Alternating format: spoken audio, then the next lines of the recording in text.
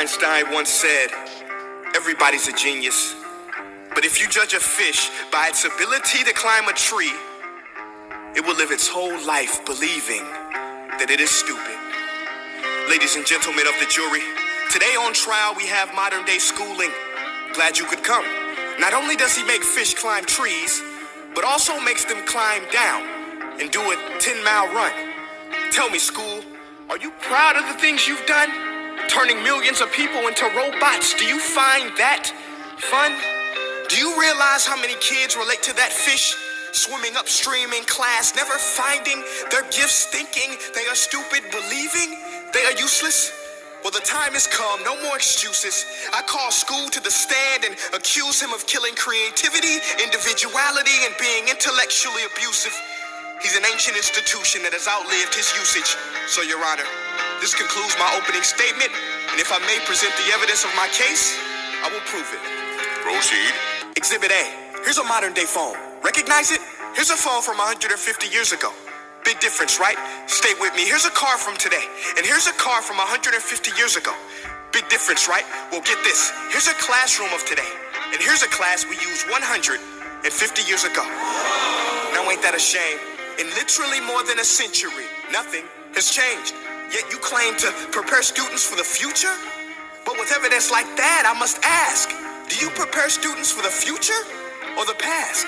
I did a background check on you and let the record show that you were made to train people to work in factories, which explains why you put students in straight rows, nice and neat, tell them sit still, raise your hand if you want to speak, give them a short break to eat, and for 8 hours a day, tell them what to think. Oh, and make them compete to get an A. A letter which determines product quality, hence grade A of meat.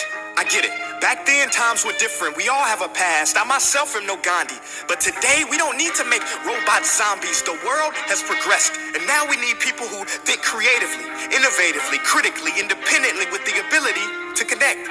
See, every scientist will tell you that no two brains are the same. And every parent with 2 or more children will confirm that claim.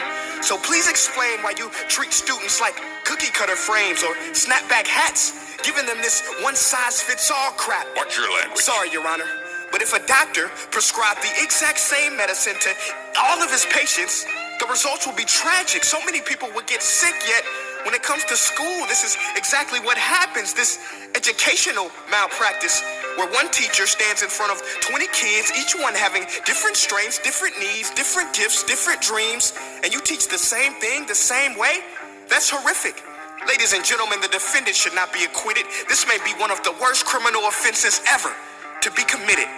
And let's mention the way you treat your employees. Objection. Overruled. I want to hear this. It's a shame. I mean, teachers have the most important job on the planet, yet they're underpaid? No wonder so many students are short-changed. Let's be honest, teachers should earn just as much as doctors, because a doctor can do heart surgery and save the life of a kid, but a great teacher can reach the heart of that kid and allow him to truly live. See, teachers are heroes that often get blamed, but they're not the problem. They work in a system without many options or rights. Curriculums are created by policymakers, most of which have never taught a day in their life. Just obsessed with standardized tests. They think bubbling in a multiple choice question will determine success. That's outlandish. In fact, these tests are too crude to be used and should be abandoned, but don't take my word for it. Take Frederick J. Kelly, the man who invented standardized testing, who said, and I quote, "These tests are too crude to be used and should be abandoned." Ladies and gentlemen of the jury, if we continue down this road, the results will be lethal. I don't have much faith in school, but I do have faith in people. And if we can customize healthcare, cars, and Facebook pages, then it is our duty to do the same for education, to upgrade it, change it, do away with school spirit, because that's useless.